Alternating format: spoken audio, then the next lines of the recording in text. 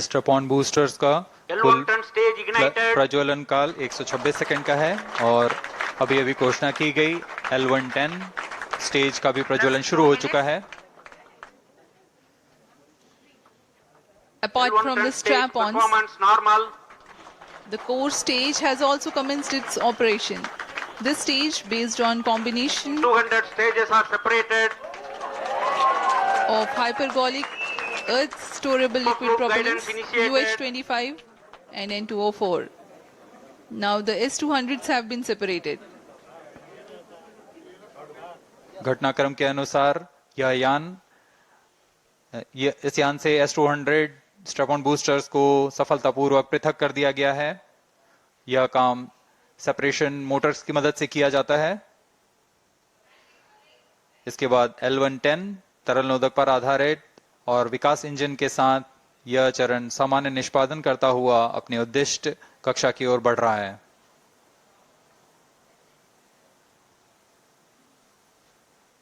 अभियान close loop guidance के अंतर्गत है। L110 stage performance normal.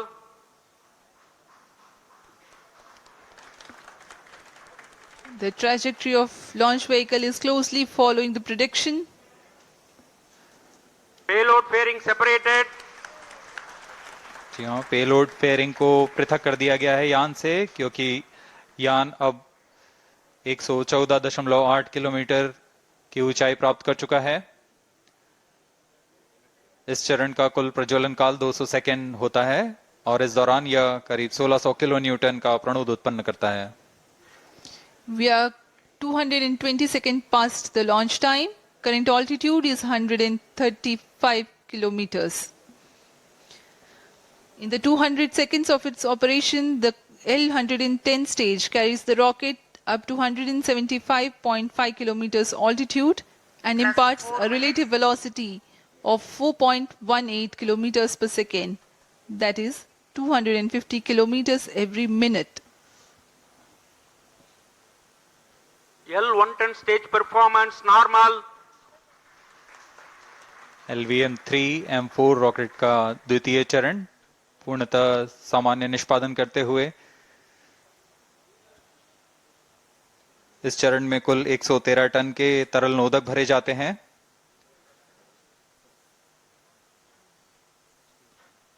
N2O4 तथा UH-25 अर्थ स्टोरेबल प्रोपेलेंट को ईंधन के रूप में प्रयोग किया जाता है इस चरण में।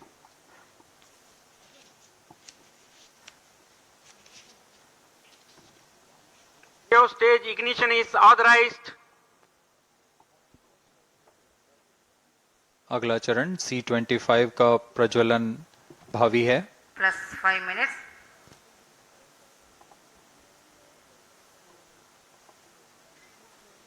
L110 stage thrust cut off and separated to C25 ignition command. 25 ignition confirmed. That's a piece of really good news that the third stage has started its operation. The C25 stage has been ignited. जी हाँ, एक बहुत ही जटिल प्रक्रिया होती है cryo engine का ignition और इसके प्रज्वलन के साथ ही तालियों की गड़गड़ाहट से गूंज उठा है मिशन नियंत्रण कक्ष। तृतीय चरण C25 वर्तमान में प्रणोद उत्पन्न कर रहा है। पूर्णतः सामान्य, सभी तंत्र पूर्णतः सामान्य हैं। 118 kilonewtons thrust in vacuum is what the stage develops with its 28.6 tons propellant combination of liquid hydrogen and liquid oxygen. Present altitude is close. Performance normal. तृतीय और यह अंतिम चरण है इस यान का C25। यह क्रायो ईंधन पर आधारित चरण है जिसमें लिक्विड हाइड्रोजन, लिक्विड ऑक्सीजन का इस्तेमाल होता है।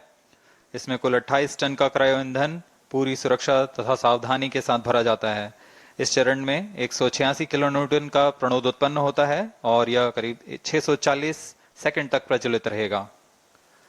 इसमें दिशा नियंत्रण के लिए इंजन जिम्बल का इस्तेमाल किया जाता है। क्रायो ईंधन का विशिष्ट आवेग 446 सेकंड के करीब होता है।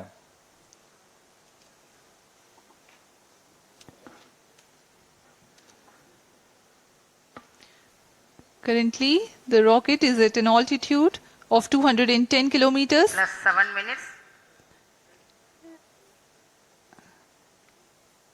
While there is no much variation in altitude, this stage will add to the relative velocity immensely.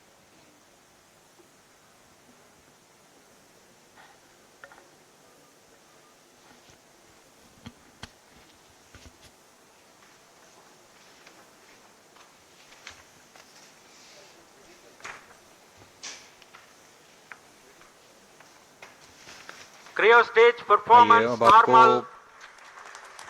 Payload के बारे में जानकारी देते हैं। लैंडर मॉड्यूल्स पे कई वैज्ञानिक प्रयोगों के लिए पेलोड्स लगाए गए हैं।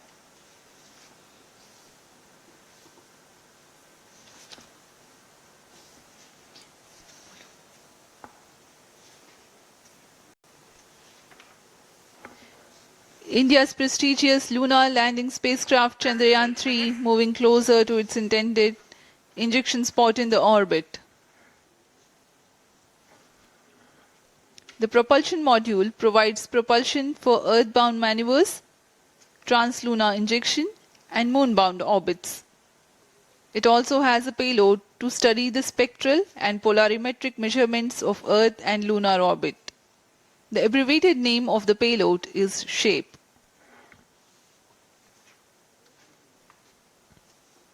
Among the payloads of the lander module, the following are included.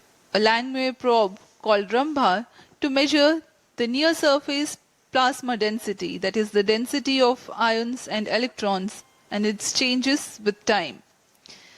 The second payload is Chandra's Surface Thermophysical Experiment, or CHASTE, to measure thermal properties of lunar surface near polar regions.